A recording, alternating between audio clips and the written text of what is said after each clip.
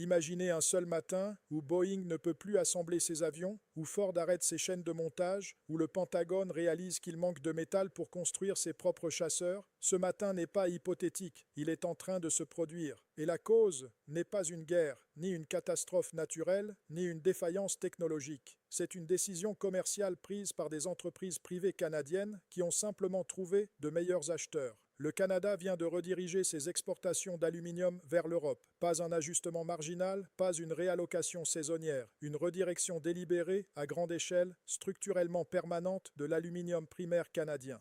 La matière première avec laquelle les entreprises aérospatiales américaines construisent des avions, avec laquelle les constructeurs automobiles emboutissent des carrosseries, avec laquelle les sous-traitants de défense fabriquent des véhicules militaires et des navires de guerre, détournés des États-Unis vers des fonderies européennes qui paient des prix premium, signent des contrats sur 10 ans et construisent leur avenir industriel sur le métal canadien qui, jusqu'à ce trimestre, coulait presque exclusivement vers le sud. L'impact a frappé l'industrie américaine avec une ampleur qu'aucune perturbation précédente dans cet affrontement n'avait égalée, car l'aluminium n'est pas une matière première d'un seul secteur. L'aluminium est partout. Il est dans le fuselage de chaque avion commercial livré par Boeing. Il est dans les carrosseries et les châssis de chaque véhicule sortant des chaînes de montage américaines. Il est dans les lignes de transmission électrique, dans les châssis de fenêtres des immeubles en construction, dans le boîtier de chaque smartphone, le châssis de chaque ordinateur portable, les dissipateurs thermiques de chaque serveur. Il est dans le blindage des véhicules de combat, la superstructure des destroyers navals, le revêtement des chasseurs à réaction. Et il est dans la canette de soda posée sur votre bureau en ce moment. Quand le Canada déplace son aluminium, il ne frappe pas une seule industrie, il frappe toute l'économie manufacturière simultanément. Warren Buffett a déclaré que l'aluminium était la matière première qui relie tout, le matériau à l'intersection de l'aérospatiale, de l'automobile, de la défense, de la construction et de la technologie, et que le déplacement canadien a révélé une dépendance si large que la plupart des Américains ne pouvaient pas la voir parce qu'elle était littéralement partout où ils regardaient. Abonnez-vous à Vision Géopolitique et activez la cloche, car les arrêts de production ont déjà commencé et chaque épisode qui suit sera plus lourd de conséquences que le précédent. Pour comprendre pourquoi ce déplacement constitue une urgence industrielle plutôt qu'une simple fluctuation de marché, vous devez comprendre l'échelle de la dépendance américaine à l'aluminium canadien. Le Canada est le 4e producteur mondial d'aluminium et le plus grand fournisseur des États-Unis par un facteur qui rend la dépendance structurelle plutôt que préférentielle. Environ 60% de tout l'aluminium primaire importé par les États-Unis provient du Canada. Non pas parce que l'aluminium canadien est le moins cher, mais parce qu'il est produit à partir d'énergie hydroélectrique, ce qui lui confère l'empreinte carbone la plus faible de tout l'aluminium primaire dans le monde, le rendant ainsi le seul aluminium répondant aux normes environnementales de plus en plus strictes des fabricants américains dans l'aérospatiale, l'automobile et la défense. La dimension carbone est ce qui rend la dépendance irremplaçable. L'aluminium chinois, qui représente environ 60% de la production mondiale, est produit en grande majorité avec de l'électricité au charbon, lui donnant une intensité carbone 4 à 5 fois supérieure à celle de l'aluminium canadien. L'aluminium du Moyen-Orient utilise du gaz naturel, moins carboné que le charbon, mais nettement plus élevé que l'hydroélectrique. L'aluminium russe a été restreint par les sanctions. L'aluminium canadien, fondu au Québec et en Colombie-Britannique à partir d'énergie hydroélectrique, produisant effectivement zéro émission de carbone, occupe une position unique dans l'approvisionnement mondial. C'est la seule source à grande échelle répondant aux spécifications d'aluminium vert que Boeing, General Motors, Ford, Lockheed Martin et le département américain de la Défense ont adopté comme norme d'approvisionnement obligatoire. La dépendance n'est pas une préférence de marché, c'est une spécification technique et le fossé entre le besoin et la disponibilité vient de s'élargir catastrophiquement. Le déplacement européen a commencé de la même façon que celui du bois d'œuvre, avec de meilleures offres d'acheteurs qui n'étaient pas en guerre avec le vendeur. Le mécanisme d'ajustement carbone aux frontières de l'Union européenne, une réglementation imposant des droits de douane sur les marchandises importées selon leur intensité carbone, avait créé une prime structurelle pour l'aluminium à faible empreinte carbone sur les marchés européens. L'aluminium hydroélectrique canadien entrait sur le marché européen non seulement sans droit de douane, mais avec un avantage concurrentiel sur toutes les autres sources mondiales. Les acheteurs européens ne payaient pas plus par charité. Ils payaient plus parce que l'environnement réglementaire rendait cet aluminium plus précieux en Europe que partout ailleurs sur Terre. Les contrats ont suivi le modèle établi par le déplacement du bois d'œuvre, des accords à long terme, à haut volume, protégés par des pénalités. Les opérations canadiennes d'Alcoa au Québec ont signé un accord de 7 ans avec un consortium de fabricants aérospatiaux européens d'une valeur estimée à 3,8 milliards de dollars. Rio Tinto a redirigé 40% de sa production en Colombie-Britannique vers des constructeurs automobiles européens dans le cadre d'un accord-cadre de 10 ans. Alouette, la plus grande fonderie d'aluminium des Amériques, a annoncé que les contrats européens constitueraient la majorité de son carnet de commandes à terme pour la première fois en 30 ans d'histoire. Les fonderies de moyenne envergure du Saguenay-Lac-Saint-Jean rapportaient que les acheteurs européens offraient des prix 18 à 23% supérieurs aux tarifs américains, avec des conditions offrant une certitude de revenus que les acheteurs américains ne pouvaient pas égaler parce qu'ils opéraient sous des régimes tarifaires faisant de chaque transaction une variable politique. En 120 jours, les exportations canadiennes d'aluminium vers les États-Unis ont diminué de 28%, soit environ 1,9 million de tonnes métriques annuellement. Le déclin se concentrait précisément dans les grades dont l'industrie américaine avait le plus besoin. Les stocks d'alliage de qualité aérospatiale, les tôles pour carrosserie automobile et les plaques aux spécifications de défense. Et puis les usines américaines ont commencé à le ressentir. Le secteur aérospatial fut le premier touché. Boeing a rapporté dans les 60 jours que les livraisons de tôles en alliage d'aluminium étaient tombées en dessous des minimums contractuels, déclenchant des protocoles d'urgence non activés depuis la reprise post-pandémique. L'installation d'Everett, dans l'État de Washington, le plus grand bâtiment par volume au monde, a rapporté que la production du 787 Dreamliner avait été ajustée pour tenir compte de l'incertitude de livraison. Ajuster est le mot d'entreprise pour retarder. Chaque jour de retard coûte à Boeing environ 12 millions de dollars de chiffre d'affaires différé. Un responsable de la chaîne d'approvisionnement a déclaré dans une publication sectorielle « Nous rationnons les tôles en alliage d'aluminium sur nos lignes de production pour la première fois depuis que j'ai rejoint cette entreprise il y a 23 ans. Du rationnement dans l'industrie aérospatiale américaine, parce que notre fournisseur principal a trouvé de meilleurs clients. Le secteur automobile a suivi. General Motors, Ford et Stellantis ont rapporté que l'approvisionnement en tôles d'aluminium se resserrait d'une manière qui affecterait les calendriers de production dans les 90 jours. Le Ford F-150, le véhicule le plus vendu en Amérique, utilise une carrosserie nécessitant environ 400 kg d'aluminium par camion.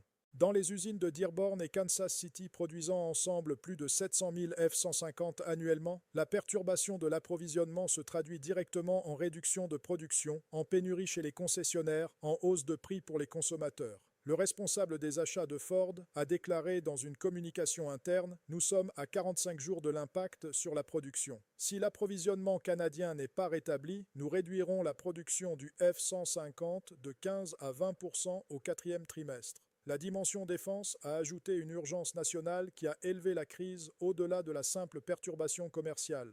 Le F-35 nécessite environ 9000 kg d'aluminium par appareil, provenant principalement de fonderies canadiennes, parce que cet aluminium répond aux spécifications que les propres normes du département de la Défense imposent. Le Pentagone avait menacé de démanteler la relation de défense avec le Canada et découvrait maintenant que l'aluminium nécessaire pour construire ses propres chasseurs quittait le pays en raison de l'affrontement qu'il avait contribué à escalader. Un ancien responsable des achats de défense a résumé la situation. Nous avons menacé le Canada de ne pas acheter notre avion. Maintenant, nous ne pouvons pas obtenir l'aluminium pour construire notre propre avion. Et puis Carney a pris la parole. Le cadre était une apparition conjointe avec le PDG de Rio Tinto dans une fonderie à Kitimat, en Colombie-Britannique, entièrement alimentée par énergie hydroélectrique, produisant de l'aluminium avec une empreinte carbone représentant une fraction de la moyenne mondiale. Le visuel était industriel plutôt que politique.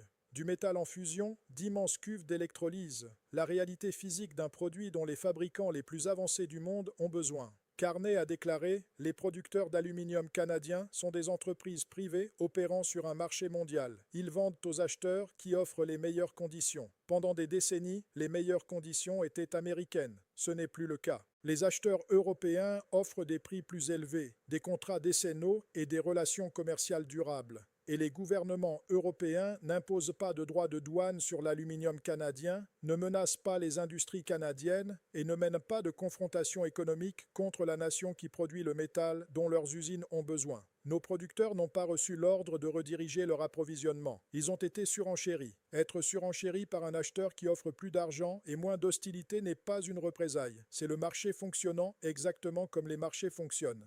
Puis il a prononcé 11 mots gravés dans les évaluations stratégiques de chaque nation industrielle sur Terre. On ne peut pas faire la guerre à sa chaîne d'approvisionnement et la conserver. La phrase a atterri avec le poids accumulé de chaque déclaration précédente, chacune réaffirmant le même principe fondamental, formant ensemble une doctrine que les stratèges commerciaux appelaient déjà le principe Carnet. La coercition économique contre un fournisseur est autodestructrice parce que le fournisseur trouvera toujours de meilleurs clients et l'acheteur qui les a chassés ne peut ni rapidement ni à faible coût remplacer ce qui a été perdu. La réponse de Warren Buffett a identifié ce qui rendait l'aluminium structurellement différent de toutes les matières premières précédentes. Chaque perturbation d'approvisionnement précédente affectait un secteur, a-t-il dit. L'énergie affectait les industries énergivores. Le bois d'œuvre affectait la construction. La nourriture affectait les prix de l'épicerie. Chacune était sérieuse mais délimitée. L'aluminium n'est pas délimité. Il est dans l'avion dans lequel vous volez, la voiture que vous conduisez, le bâtiment dans lequel vous travaillez, le téléphone dans votre poche, la canette dans laquelle vous buvez, le réseau électrique qui alimente votre maison, les armes qui défendent votre pays. Quand vous perdez votre approvisionnement en aluminium, vous ne perdez pas un secteur. Vous dégradez chaque secteur simultanément. Ce n'est pas une perturbation de chaîne d'approvisionnement. C'est une dégradation de la base industrielle. Il a poursuivi avec la précision d'un homme ayant géré des chaînes d'approvisionnement pendant des décennies. J'ai possédé des entreprises qui dépendent d'un seul intrant critique. Et j'ai appris que sa valeur ne se mesure pas à son prix. Elle se mesure à ce qui se passe quand on ne peut plus l'obtenir. Une entreprise qui ne peut pas obtenir son intrant critique ne paie pas seulement plus cher. Elle arrête de produire, elle perd des clients, elle perd son avenir. Parce que les clients qui trouvent des fournisseurs alternatifs pendant que vous êtes incapable de livrer ne reviennent pas. Ils restent avec le fournisseur qui était là quand vous ne l'étiez pas. Boeing ne peut pas obtenir d'aluminium, donc Airbus gagne des commandes. Ford ne peut pas obtenir d'aluminium, donc Toyota gagne des ventes. Les sous-traitants de défense ne peuvent pas obtenir d'aluminium, donc les nations alliées accélèrent leurs achats auprès de fabricants européens. Le problème d'approvisionnement devient un problème de production, qui devient un problème de compétitivité. Et les problèmes de compétitivité ne sont pas temporaires. Sa conclusion a condensé l'ensemble de la crise en quelques phrases. Le schéma est maintenant indéniable. L'énergie, le bois d'œuvre, la nourriture, l'espace aérien, l'eau, l'aluminium. Chaque intrant critique dont l'économie américaine dépend de l'approvisionnement canadien a été perturbé, non pas par une agression canadienne, mais par une politique américaine qui a rendu le marché hostile alors que de meilleurs marchés existaient ailleurs. Ce n'est pas une guerre commerciale. Les guerres commerciales prennent fin. C'est un démantèlement industriel. Et les démantèlements industriels prennent des générations à inverser. On ne répare pas une chaîne d'approvisionnement que l'on a passé 2 ans à détruire avec un coup de téléphone et une poignée de main. On la répare comme on l'a construite, sur des décennies, avec des investissements, de la fiabilité, de la confiance. Et la confiance est la seule chose que cet affrontement a définitivement éliminée. Trump a essayé de faire pression sur le Canada par des droits de douane sur son aluminium. À la place, il a poussé cet aluminium vers des marchés européens qui le valorisent davantage et le menacent moins. Il a essayé de démontrer le pouvoir d'achat américain. À la place, il a démontré que le pouvoir d'achat est sans pertinence quand vous avez rendu votre marché trop hostile pour vos propres fournisseurs.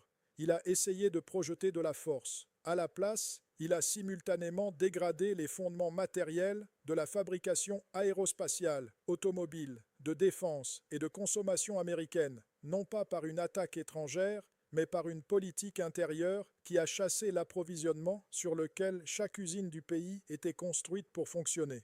Et les 11 mots que Carnet a prononcés dans cette fonderie de Colombie-Britannique expliquent pourquoi le métal ne revient pas, pourquoi les usines ralentissent et pourquoi le coût de cet affrontement se mesure non pas en recettes douanières, mais dans les lignes de production qui ne peuvent plus tourner. On ne peut pas faire la guerre à sa chaîne d'approvisionnement et la conserver. Si cette analyse vous a donné une perspective que vous ne trouverez nulle part ailleurs, c'est précisément la mission de Vision géopolitique. Chaque semaine, nous décryptons pour vous les décisions économiques et politiques qui reconfigurent silencieusement l'ordre mondial, avant que les grands médias ne les expliquent, et souvent avant que les gouvernements ne les comprennent eux-mêmes.